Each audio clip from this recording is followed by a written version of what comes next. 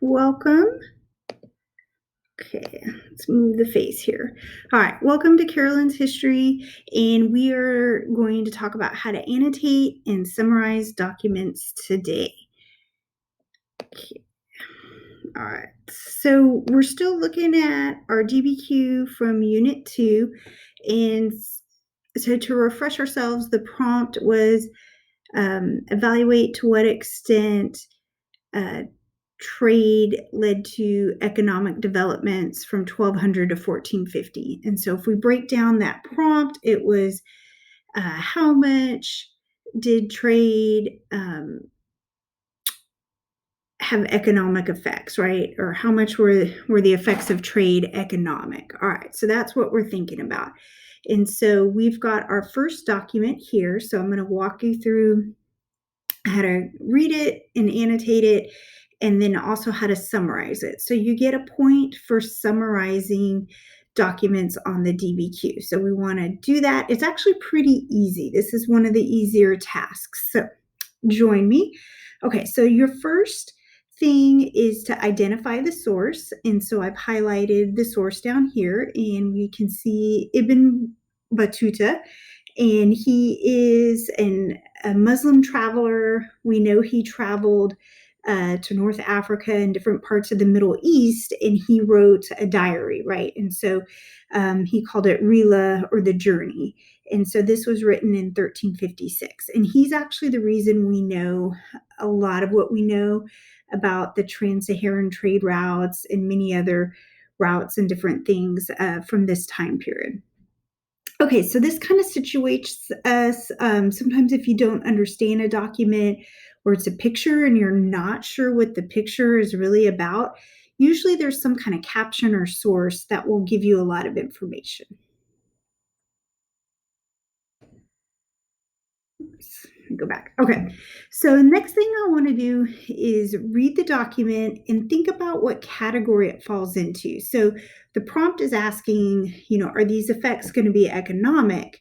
And so as you read each document, you've got to think, well, is that really an economic effect, or is it social or cultural or political or something else?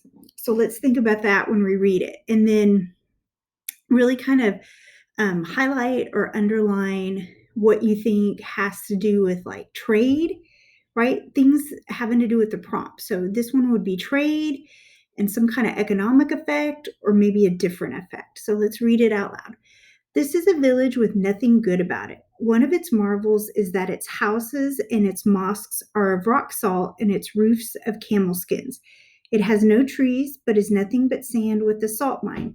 They dig in the earth for the salt, which is found in great slabs lying one upon the other as though they have been shaped and placed underground. A camel carries 2 slabs of it. Nobody lives there except the slaves of the Masufa who dig for the salt. They live on the dates imported to them and on camel meat. The Sudan, black peoples from the gold-producing forest lands to the south. All right, I'm highlighting gold because we know that has to do with money. Come to them for their land and carry the salt away. 1 load of it sold at the city of Niani for 30 or 20 mithqals of gold. Okay, so here we go. They are trading for gold for salt, right? So who thought salt would be worthy of being traded with gold? But salt was actually really necessary. It was in high demand. You could use it to preserve your food, especially meat. And so it was worth its weight in gold. The Sudan used salt as currency as gold and silver is used. They cut it into pieces and use it for their transactions. So there you go. So they were using salt as money, right? It is now currency. It is now a money. So I'll trade you some, yams, some sweet potatoes for so much salt, right? And so now we've got an additional currency to gold and silver. Despite the meanness of the village of Tagaza, they deal with quantity upon quantity of gold. By meanness here, they mean kind of like isolated, not like a mean person. All right, so I think the gist of this is that salt is being used as gold, as currency, and it's being traded, and you can trade it for gold or even use it as money. All right, so what category do we think this falls into? All right, is it economic? Yes, it is, right? So I've copied the part that really shows us economic. Now, in the beginning, you might be thinking, well, kind of talked about slaves. Maybe it's social, right? Kind of those social systems. Slaves could also fall into an economic. But if we're talking about trade and what items are traded in this document, it's going to be the gold and the salt, right? So I think this one's pretty clearly economic. Okay, so how do we summarize the document? So one of your points on the DBQ is for summarizing documents, right? So you're basically writing the main idea or the gist of it, right? And so if you have a hard time just kind of like, God, well, how do I do that? How do I start off that kind of sentence? I'm not used to writing like this. Here's some sentence stems. Doc 1 or document 1 demonstrates blah, blah, blah. According to document 1, blah, blah, blah. And that blah, blah, blah is the main idea. All right, so here's what I did.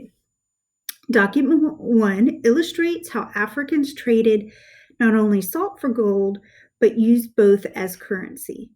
Okay, this is short and sweet, and this is what I'm talking about. I didn't ask you to tell me if it was economic, all right? I just said summarize the document.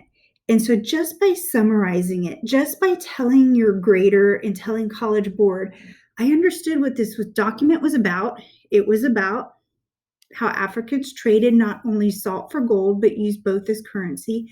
If you do that for most of your documents, you're going to get points for that. So this is one of the easiest ones. So I invite you to do this, right? Do it, practice it often, do it for each document. And then we'll talk about how to add on, because there are a few more things that you have to do to add on. And we need to have, nice paragraphs, not one sentence paragraphs. So there is more to do, but this is really easy, right? This one we can all do. All right, thanks for tuning in. There will be more videos to follow.